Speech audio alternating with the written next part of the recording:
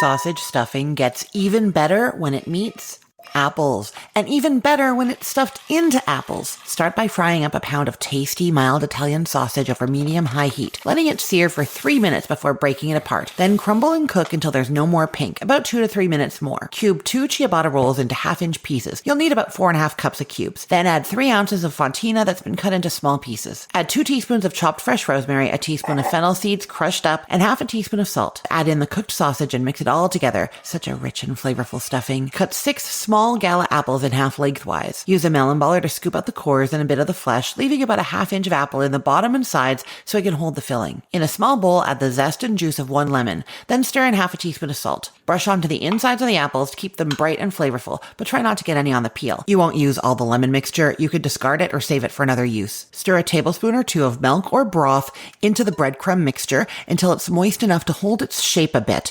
Give it a squeeze to test it. Each half of an apple gets a packed 1/4 cup of stuffing pressed firmly onto the apple so it stays put and gives you a hearty amount in each serving. Bake the stuffed apples at 375 degrees Fahrenheit until the flesh is fork tender and the tops are lightly browned, about 30 to 35 minutes. Once out of the oven, drizzle with some warm honey and sprinkle with some fresh rosemary and kosher salt. They are delicious, savory, sweet, and just so pretty.